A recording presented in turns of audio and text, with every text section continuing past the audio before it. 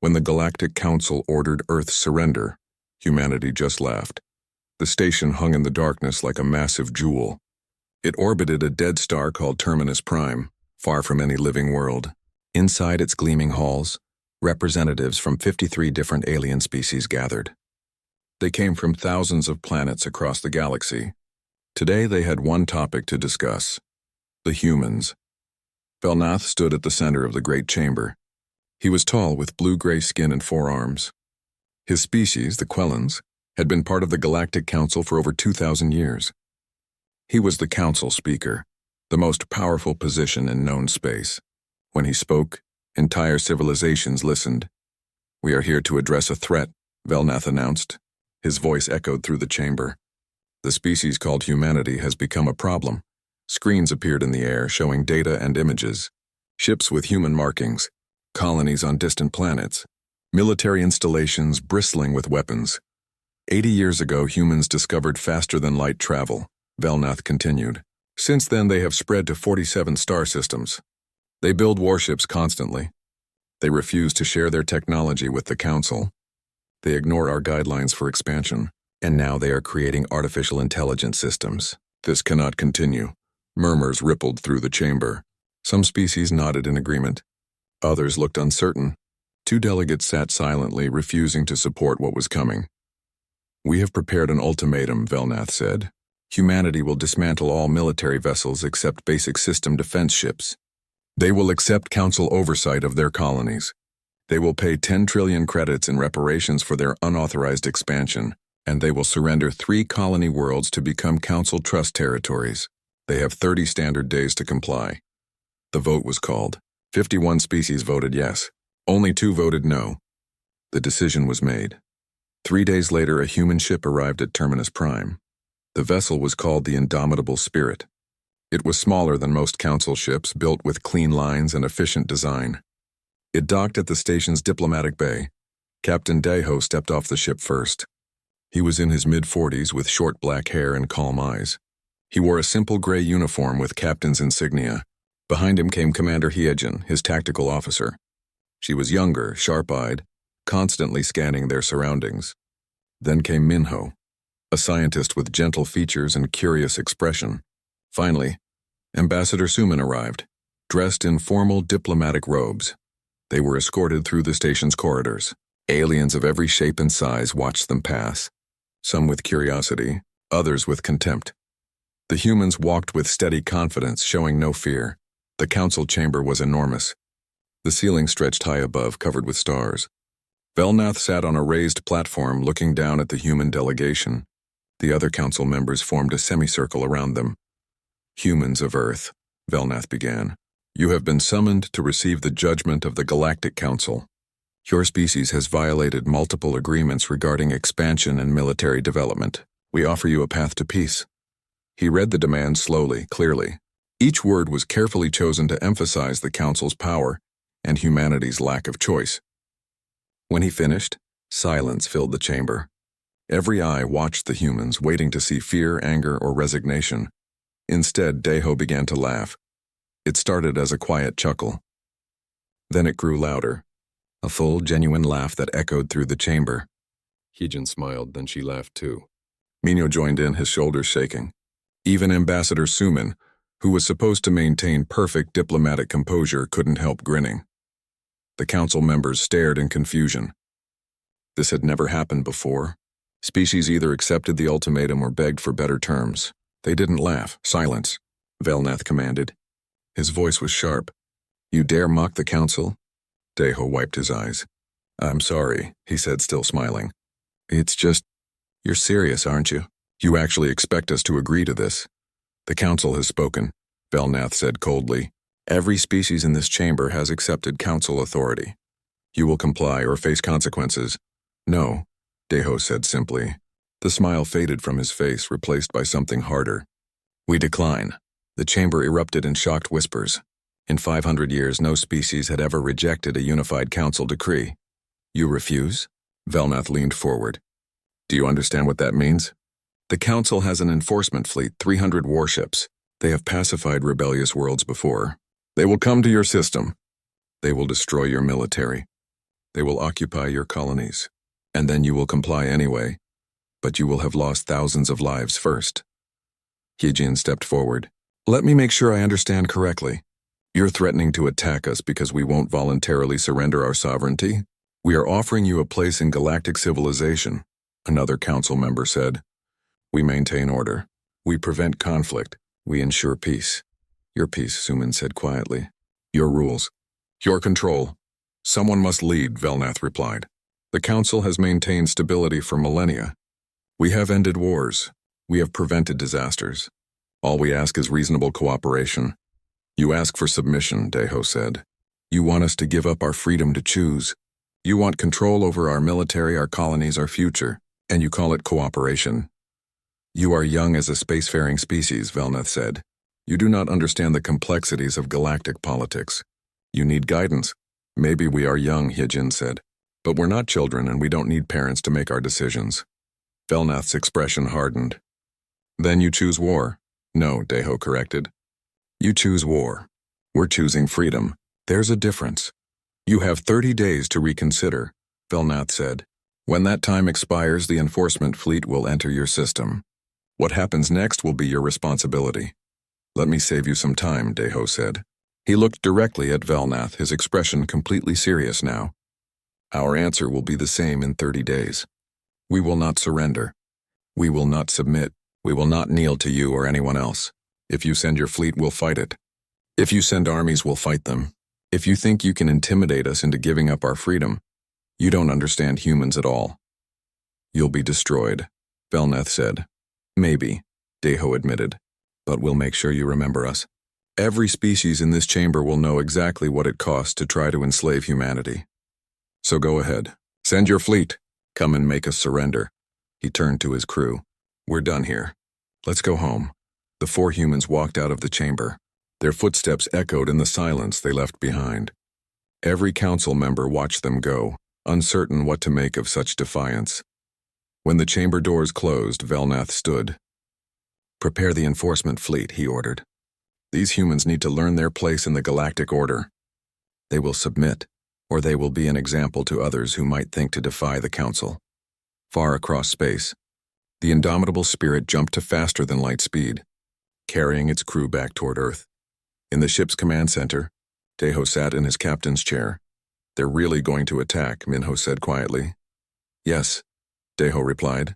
They think we're helpless. They think we're stupid. They think we'll break easily. They don't know us at all, Hyejin said. No, Deho agreed, a slight smile returning to his face. They really don't. When the Galactic Council ordered Earth's surrender, humanity just laughed. Fleet Commander Thexel studied the tactical display with satisfaction. 300 ships formed perfect geometric patterns around his flagship. Each vessel represented the finest military technology the Galactic Council possessed. Energy shields that could absorb tremendous damage. Plasma cannons that could melt through hull armor in seconds. Missile systems with planet-cracking warheads. This was the enforcement fleet, the sword of the Council, and it had never failed. Thexel himself had commanded enforcement actions against 7 rebellious species over his long career. The pattern was always the same. Show overwhelming force. Destroy a military installation or two. Watch the target species realize they couldn't win. Accept their surrender. Sometimes it took days, sometimes hours, but they always surrendered in the end. Analysis of human defenses? Thexel asked his intelligence officer. Approximately 200 warships detected, the officer reported, concentrated around their home system, with smaller groups at colony worlds. Ship designs are basic. Hull armor only, no energy shielding. Primary weapons appear to be kinetic projectiles and missiles. Technology level is perhaps 200 years behind Council standard. Thexel nodded. Troop deployments? Minimal ground forces on most colonies. Their military seems focused on space combat. Most personnel are concentrated on their homeworld and 2 major colonies. In other words, Thexel said, they're spread thin and poorly equipped. This should be over quickly. His second officer leaned closer. Sir, the humans did reject the Council's ultimatum rather boldly. Perhaps they have something we're not seeing. They're primitives playing at being powerful, Thexel replied. They've encountered no other species before joining the Council's territory. They've never experienced real warfare on an interstellar scale. They think their little ships and simple weapons make them strong. We'll teach them otherwise. The officer still looked uncertain. They seemed confident, sir. Very confident. Of course they did, Thexel said dismissively. Pride comes before a fall. That human captain laughed at the council. He actually laughed. We'll see if he's still laughing when we arrive at his homeworld. While the council fleet prepared for war, Earth was anything but panicked. At Geneva Station, the orbital headquarters of Earth's Defense Forces, Coordinator G1 called an emergency meeting. Military commanders, scientists, and civilian leaders filled the conference room. The council fleet will arrive in approximately 23 days, G1 announced. Intelligence estimates 300 capital ships plus support vessels. They have superior shielding and energy weapons. Any questions? Fleet Admiral Taeyong stood. He was older than most in the room, with gray hair and scars from humanity's various colonial conflicts. How many of our ships are ready? 167 combat-ready vessels, G1 replied. Another 33 in various stages of repair or construction. So we're outnumbered almost 2-1, someone said. On paper, Taeyong agreed. But numbers don't tell the whole story. He activated a holographic display. We've been monitoring Council military actions for 40 years. Every battle, every tactic, every weakness. They haven't fought a real war in 3 centuries. They're used to overwhelming technological superiority and immediate surrender. That's not us, Hyejin said. She had returned from Terminus Prime and immediately joined the defense planning. We've studied their combat doctrine extensively. They rely on energy shields and plasma weapons. They expect their enemies to use similar technology, which we don't, Taeyong said with a slight smile. They think our kinetic weapons are primitive. They're wrong. Railguns firing projectiles at 15% light speed don't care about energy shields. Mass and momentum defeat shielding. Minho pulled up technical specifications. Our ships are smaller, faster, and more maneuverable than theirs. They're built like fortresses. We're built like fighters. They'll try to engage us in formation battles. We'll use hit-and-run tactics. But that's not enough to win, Ji-Wan said. We need an edge. We have one, said Nari, the chief engineer from Luna Shipyards. Project Reaper is complete. We have 6 orbital platforms positioned around the inner system. Each platform has a mass driver capable of accelerating 20-ton projectiles to 17% light speed. That's enough kinetic energy to punch through anything. But they'll detect the platforms and destroy them, someone objected. Not if they're busy with other threats, Taeyong said. Which brings us to the drone swarms. Another display appeared showing thousands of small autonomous craft. We've manufactured 15,000 combat drones over the past year, Nari explained. Each one has a nuclear-pumped laser warhead. They're designed to overwhelm point defense systems. The Council fleet will have to focus on shooting them down, which means they won't notice the real threat until it's too late. This is Operation Hornet's Nest, Taeyong said. We let them into our space. We let them think they're winning. Then we spring the trap. Jiwon looked around the room. This plan is risky. If it fails, Earth itself could be threatened. If we try to fight conventionally, we lose for certain, Taeyong replied. This gives us a chance. A good chance. What about casualties? Someone asked quietly. The room fell silent. Everyone knew the answer. This plan required human ships to engage a superior force directly, drawing fire and attention away from the real weapons. People would die. We're asking our people to be bait, Hyejin said flatly, to fly into battle against stronger ships knowing they might not come back. That's what this plan requires. Yes, Taeyong said, and I believe they'll do it anyway, because the alternative is surrender, and humans don't surrender. On Mars, in the red deserts of the colonial territories, Jamin gathered his mechanized infantry unit. They were the colonial defense force trained to fight on hostile worlds. His soldiers stood in formation, their powered armor gleaming under the Martian sun. Listen up, Jamin called out. You've all heard the news. The Council is coming. They want us to give up our weapons, abandon our colonies, and bow to their authority. Anyone here feel like doing that? No, sir, the unit shouted back. I didn't think so, Yamin said. Now we're infantry. The big battle will be in space. But if their ships get past our fleet, they'll try to land troops. They'll try to occupy our colonies. They'll think they can walk onto Mars and take it from us. What do we say to that? They can try, the soldiers roared. Far above Mars, pilot Seojin sat in the cockpit of his fighter craft. He was young, just 26, but he'd flown combat missions against pirates and raiders since he was 22. His squadron was called the Red Knives, and they had a reputation for aggressive tactics. Suicide-run protocols, his squadron leader had said during the briefing. If the fleet is overwhelmed, we're authorized to ram enemy capital ships. Seojin had no intention of ramming anything. He planned to survive, but he understood the message behind the protocol. Earth's leadership was preparing for every possibility, even the worst ones. They would fight with everything they had, hold nothing back, and never give up. Back on Earth, in military academies and training centers, in shipyards and research facilities, humanity prepared for war. They weren't panicking. They weren't afraid. If anything, there was a strange sense of purpose that hadn't existed before. For the first time in human history, every nation, every colony, every group stood united. Not because someone forced them to unite. Not because of politics or diplomacy, but because someone from outside had threatened them all. The Council had given humanity something it had never truly had before, a common enemy. 23 days passed quickly. The Council's enforcement fleet jumped into the outer edge of Sol system right on schedule. 300 warships in perfect formation, shields glowing with power, weapons ready. Thexel sat in his command chair, confident and calm. Broadcast the demand for surrender, he ordered. The message went out across all frequencies. Surrender immediately. Power down all weapons. Prepare for boarding and occupation. Resistance was futile. On Geneva Station, the message was received and immediately ignored. Admiral Taeyong gave his orders. All ships move to intercept positions. Activate Operation Hornet's Nest. And someone tell Commander Thexel that if he wants Earth, he's going to have to come and take it. The human fleet moved forward. 167 ships against 300. They should have been terrified. Instead, every human crew member felt the same thing Diho had felt in the council chamber. The urge to laugh at someone who severely underestimated them. When the Galactic Council ordered Earth's surrender, humanity just laughed.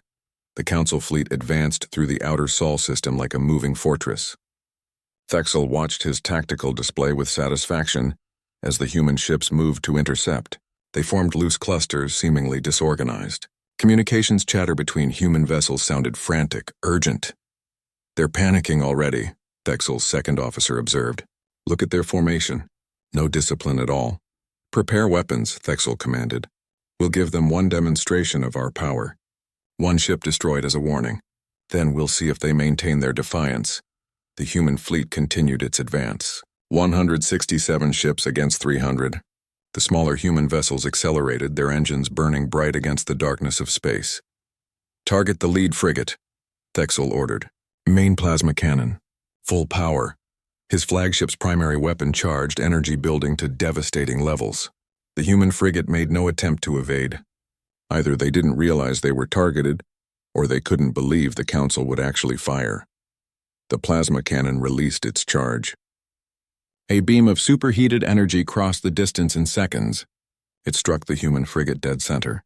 The ship's hull glowed white-hot, then exploded in a brilliant flash. Debris scattered across space. Broadcast a message, Thexel said. Tell them that was a warning. Tell them to power down their weapons and surrender, or the next salvo will destroy 10 ships. The message was sent. Thexel waited for the response. Surely now they would see reason. Surely now they would understand the futility of resistance. Instead, every human ship accelerated to attack speed. Sir, they're charging us, the tactical officer shouted. All ships battle formation, Thexel commanded, irritation replacing his earlier confidence. If they want to die, we'll accommodate them. The two fleets collided in the space between Jupiter and Mars. Plasma cannons lit up the darkness. Human railguns fired streams of metal projectiles. Missiles launched from both sides, filling space with deadly trajectories. The Council's superior technology showed immediately. Their plasma weapons tore through human armor plating. Their shields absorbed most of the human railgun fire, energy barriers flashing as projectiles hit them. Within the first 30 minutes, 20 human ships were destroyed or disabled. Only 2 Council ships had taken damage, and that damage was minor. Maintain formation, Thexel commanded. Focus fire on their capital ships. Break their fleet's spine and they'll surrender. His captains obeyed. The council ships moved in coordinated patterns, their shields overlapping to provide mutual protection. Their weapons fired in synchronized volleys. It was textbook fleet combat, the kind Thexel had executed dozens of times. But aboard the Soul's Pride, Hyejin watched the battle with different eyes. She sat in the command chair, monitoring every movement of both fleets. Her ship had taken several hits. 2 of her forward sections were open to space. 37 crew members were dead, but she wasn't afraid. She was counting. "They're clustering tighter," she told her tactical officer. "Every time we force them to turn, they move closer together." "Their defensive doctrine," the officer agreed. "Overlapping shields. Concentrated firepower. Exactly what we wanted them to do," Hyejin said with grim satisfaction. "Send the signal. Execute Phase 2. From the asteroid belt, 15,000 new contacts appeared on every ship's sensors. The combat drones launched in waves, small and fast, each one programmed with one mission: reach the Council fleet and detonate. Thexel stared at his display in shock. "Where did those come from?"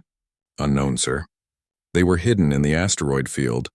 They're accelerating toward us. Energy signatures indicate nuclear warheads. Point defense systems, open fire," Thexel commanded. "All ships, shoot them down." The Council fleet's automated defenses activated. Laser batteries tracked and destroyed the incoming drones. Hundreds of them died in the first minute, exploding harmlessly in space. But there were thousands more behind them. "They're swarming us," the tactical officer reported. "We can't get them all." "Tighten formation," Thexel ordered. "Concentrate our defensive fire. Overlapping coverage." The Council ships moved closer together, just as Hyejin knew they would. Their point defense systems created a web of laser fire, destroying drones by the hundreds. It was impressive. It was effective. It was also exactly what Operation Hornet's Nest required. On Luna, in the buried control room of Reaper Station 1, Nari watched her display as the Council fleet moved into optimal position. They were clustered together now, focused entirely on the drone swarm. Their attention was on the immediate threat. They weren't scanning for anything else. "Target lock achieved," her technician reported. "All 6 platforms have firing solutions." "Fire," Nari commanded quietly. Deep in the lunar surface, massive magnetic accelerators activated. 20-ton projectiles of solid tungsten carbide were loaded into firing chambers. In less than 2 seconds, electromagnetic forces accelerated each projectile to 17% of light speed. 6 projectiles launched simultaneously from hidden positions around the inner system. They were too small to show up easily on sensors. They generated no energy signature. They were just pieces of metal moving very, very fast. At that velocity, each projectile carried more kinetic energy than most nuclear weapons. And at that velocity, energy shields meant absolutely nothing. The first projectile hit a Council battleship near the fleet's center. The shield flickered for a microsecond. Then the projectile passed through as if the shield didn't exist. The tungsten carbide penetrator struck the battleship's hull and kept going. It punched through the forward section, through 3 decks, through the ship's reactor compartment and out the other side. The battleship's reactor went critical. The ship exploded from within, a miniature sun blooming in the darkness. 5 more impacts followed in the next 3 seconds. 5 more Council ships were cored through like paper. 4 of them exploded immediately. 1 simply broke in half, both sections tumbling away into space. The Council fleet's formation dissolved into chaos. "What was that?" Thexel demanded, gripping his command chair as his ship shook from nearby explosions. "What hit us?" "Unknown weapons fire. Kinetic projectiles. No energy signature detected before impact. Sir, we've lost 6 ships." Thexel felt something he hadn't experienced in decades: uncertainty. The humans were supposed to be primitive. Their weapons were supposed to be ineffective. This wasn't how enforcement actions went. "Locate the source of those shots," he commanded. All ships, evasive maneuvers. The Council fleet began to scatter, breaking formation. But that just exposed them to the human fleet, which had been waiting for exactly this moment. "All ships, Alpha strike pattern," Hyejin commanded. "Hit them while they're disorganized." The human fleet surged forward. Their railguns opened fire at maximum rate. Without the overlapping shields, Council ships became vulnerable. Tungsten rounds punched through hull plating. Missiles found gaps in defenses. Hyejin led his fighter squadron in a desperate run toward a Council cruiser. The massive ship was turning, trying to bring its weapons to bear on a human destroyer. It didn't notice the fighters until too late. "Target the engine section," Seojin commanded. "Everything we've got." 20 fighters fired their missiles in coordinated volley.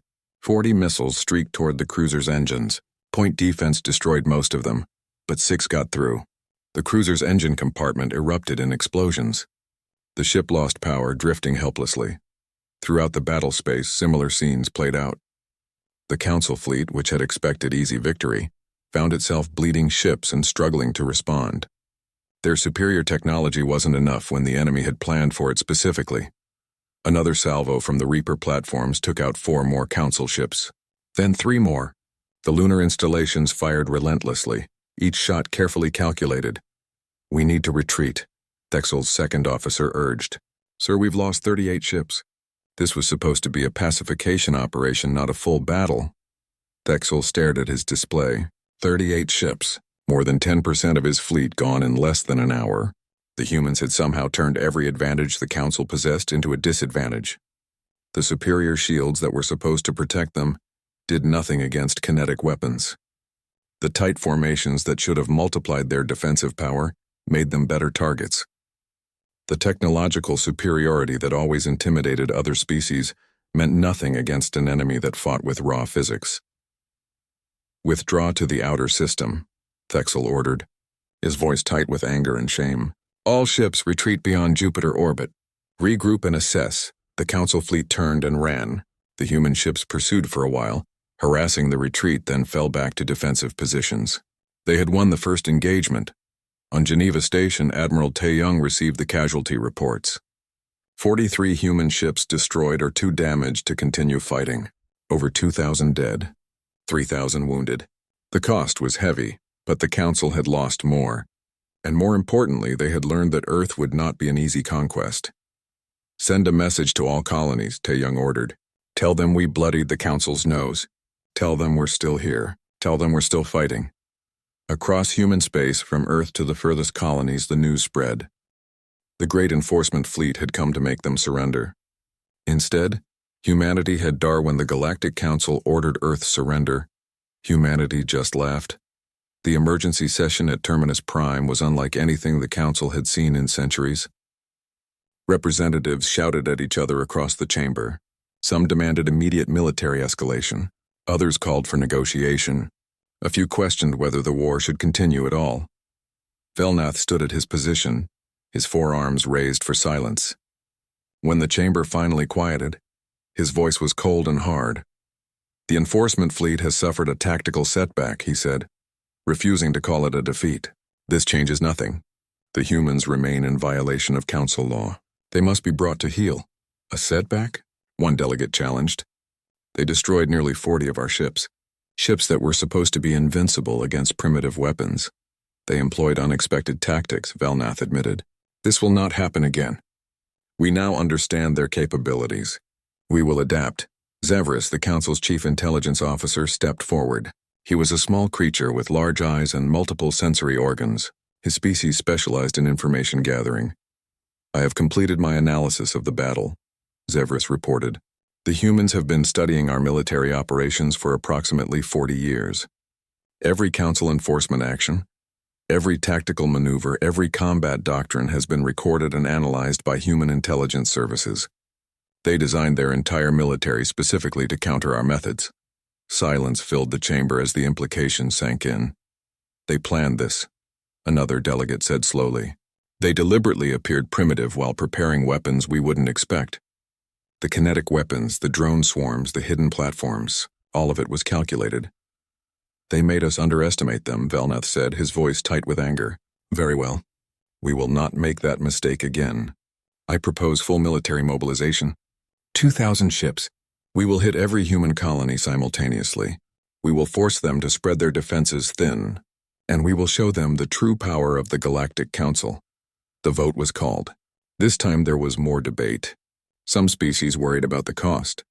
Others questioned the necessity. But in the end, enough voted yes. The war would continue and it would escalate. On Earth, Defense Coordinator Jiwon received the intelligence report with grim concern. 2,000 ships. The Council was done playing. This was no longer a police action. This was total war. They're going to hit our colonies, she told the assembled military leaders. Every colony all at once. Force us to split our fleet. We can't defend everywhere, Admiral Taeyong said. We have barely 100 ships left combat ready. Even if we spread them across all our colonies, we'd be outnumbered 20-1 at each location. Then we don't try to defend everywhere, Hyejin said. She stood at the tactical display studying star charts. We choose which colonies we can hold and which ones we have to abandon. Abandon our people? Someone objected. Evacuate them, Hyejin corrected. Pull civilians back to more defensible positions. Focus our military strength on colonies we can actually defend. And what about the colonies we can't defend? Jiwon asked. We make them fight anyway, Hyejin said quietly. We give them weapons. We give them training. We make every colony costly to take even if we can't hold them. The Council expects quick victories. We make sure there are no quick victories. At Proxima Colony, the most distant human settlement, Governor Junho received the evacuation order. He read it twice, then deleted it. Not happening, he told his staff. This is our home. We built this colony from nothing. We're not leaving. Sir, the Council is sending 200 ships, his aide protested. We have maybe 5,000 military personnel here, and most of them are colonial defense forces, not regular military. Then we'll fight with what we have, Junho replied. Contact Commander Minji. Tell her I need to speak with her about defensive preparations. Minji arrived within the hour. She was young for a commander, just 32, but she'd earned her position through skill and determination. Her Marines were tough, experienced in harsh environment combat. We can't win a conventional battle, Minji said bluntly. 200 Council ships will overwhelm our orbital defenses within hours. Then they'll land troops and try to occupy the colony. So we don't fight a conventional battle, Junho said. We make them bleed for every meter. We use the terrain. We use our knowledge of the colony. We make them pay such a high price that every other Council species starts wondering if this war is worth it. Guerrilla warfare, Minji said thoughtfully. Hit and run, traps, ambushes, use the tunnels and underground sections. Exactly, Junho agreed. How long can you hold? Minji considered. If we're smart, if we're lucky, and if the colonists help, maybe 3 months. But a lot of people are going to die. People are going to die anyway, Junho said. At least this way we make it mean something. The preparations began immediately. Mining tunnels were converted into defensive positions. Orbital platforms were seeded with mines. Weapon caches were distributed throughout the colony. Every civilian with military training was mobilized. Even those without training were taught basic combat skills. The Council fleet arrived at Proxima exactly on schedule. 200 ships dropped out of faster-than-light travel at the edge of the system. They expected to see panicked evacuations. Instead, they received a transmission from Governor Junho. You're not welcome here, the message said simply. Turn around and go home or we'll make you regret coming. The Council commander was Velkris, a veteran who had put down 3 colonial rebellions. He read the message and laughed. 5,000 defenders against 200 warships. They're insane. Orders, sir? His tactical officer asked. Destroy their orbital defenses, then land troops and secure the main colony. This should be over by tomorrow. The Council ships advanced. Human orbital platforms opened fire immediately. Missiles and railgun rounds streaked toward the approaching fleet. The Council's shields absorbed most of the damage, but a few shots got through. One frigate took critical damage and had to withdraw. Then the mines activated. Dozens of them, hidden among the orbital debris. They were simple devices, just explosive charges with basic proximity sensors. But there were many of them, and they were in unexpected locations. 3 more Council ships took damage. Nothing critical, but enough to slow the advance. They're more prepared than expected, Velkris admitted. Very well. Accelerate the bombardment. Wipe out those platforms. The battle for Proxima's orbit lasted 6 hours. In the end, the human defenses were overwhelmed. Every platform was destroyed. Every mine was triggered or swept. The Council fleet held complete orbital superiority. Now came the ground assault. Minji watched from her command bunker as Council dropships descended through the atmosphere. Hundreds of them carrying thousands of troops. They landed near the main colony, disembarking soldiers in perfect military formation. Wait for it, Minji told her units. Let them get comfortable. The Council troops advanced toward the colony. They expected resistance at the perimeter. They expected defensive fortifications. What they got was silence and empty streets. Where are they? The Council ground commander wondered. The first explosion answered his question. It came from beneath a troop transport, a mining charge that had been buried and remotely triggered. The transport disintegrated, killing everyone inside. Then the attacks came from everywhere. Human soldiers in powered armor emerged from tunnels and buildings. They fired short bursts, then disappeared before return fire could find them. Mines exploded under advancing troops. Snipers took shots from concealed positions, then vanished. The Council forces tried to establish a perimeter, but there was nothing to hold. The colony was a maze of buildings and tunnels, and the humans knew every passage. They appeared, struck, and vanished like ghosts. By nightfall, the Council commander had lost 300 troops. He had advanced maybe 2 kilometers into the colony. At this rate, securing the settlement would take weeks, not hours. While Proxima fought its desperate battle, Admiral Taeyong executed the second part of Earth's strategy. The Council expected humanity to fight defensively, protecting their colonies. Instead, Taeyong took 50 ships and jumped deep into Council territory. The target was a Council logistics base at Theta Secundus. It wasn't heavily defended. It didn't need to be. No one had attacked Council territory in over 3 centuries.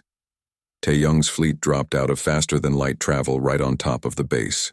The garrison had barely enough time to raise shields before human railguns opened fire. The battle was over in 20 minutes.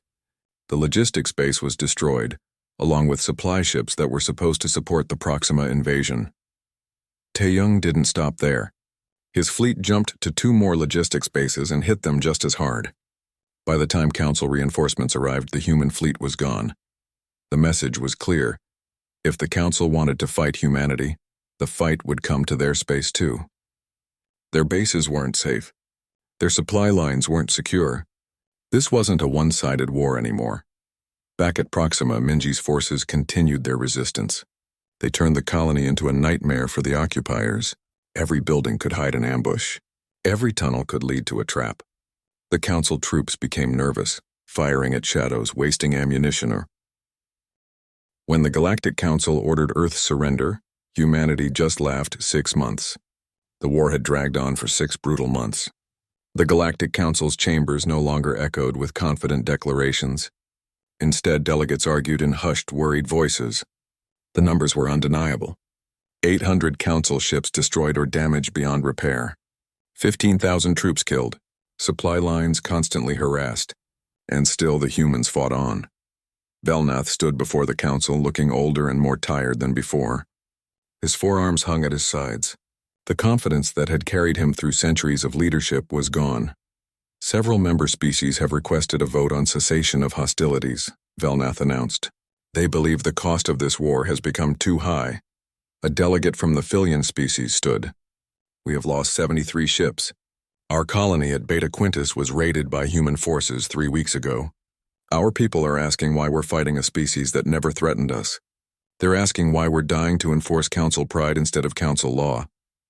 The humans violated our expansion protocols, Velnath argued, but his voice lacked conviction. So did the Trellis Collective 20 years ago, another delegate pointed out. We negotiated with them. We reached an accommodation. Why not with the humans? Because the humans laughed at us, Velnath said quietly. Because they defied us publicly. If we back down now, every species in the galaxy will think the Council is weak. The Council looks weaker losing a war against one species, someone replied. The debate continued, but the divisions were clear. The Council was fracturing. Some species still supported the war. Others wanted peace. A few were openly preparing to withdraw from the conflict regardless of what the Council decided. Meanwhile, a message was being broadcast across the galaxy. It came from Earth, from Ambassador Suman. Her face appeared on screens in every Council world, in every independent system, everywhere humans could reach. We never wanted this war, Suman said, her voice calm and clear. We asked only to be left alone, to manage our own affairs, to live free. The Council demanded we surrender that freedom. They sent ships to force us. They threatened our colonies. They killed our people, and we fought back. She paused, letting her words sink in. The Council calls us primitive. They call us dangerous. They say we need to be controlled. But we've been watching them for 40 years. We've seen how they operate. Species that obey are protected. Species that question are threatened. Species that refuse are destroyed. That's not civilization. That's tyranny. We offer peace, Suman continued. Real peace between equals. Not submission. Not surrender. Peace based on mutual respect. Each species governs itself. Each species keeps its sovereignty.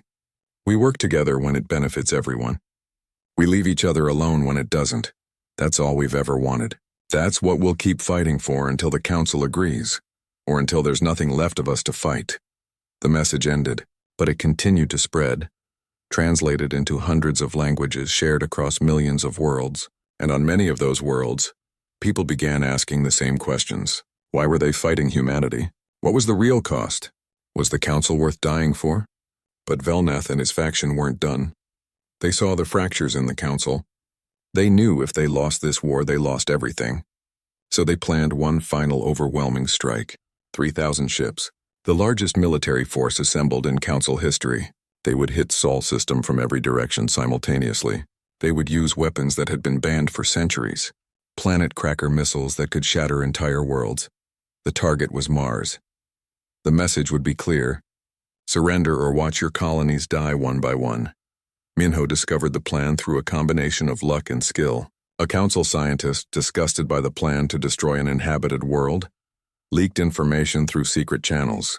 The data made its way to human intelligence, then to Minho's research team. They're going to destroy Mars, Minho told the emergency defense meeting. 3,000 ships will jump into Sol system in 2 weeks. If we don't surrender immediately, they'll fire planet cracker missiles. Mars will be broken into pieces. The room fell silent. Mars had 8 million colonists. 8 million people who would die if the Council carried out this threat. We evacuate, someone suggested. 2 weeks isn't enough time, Jiwan replied.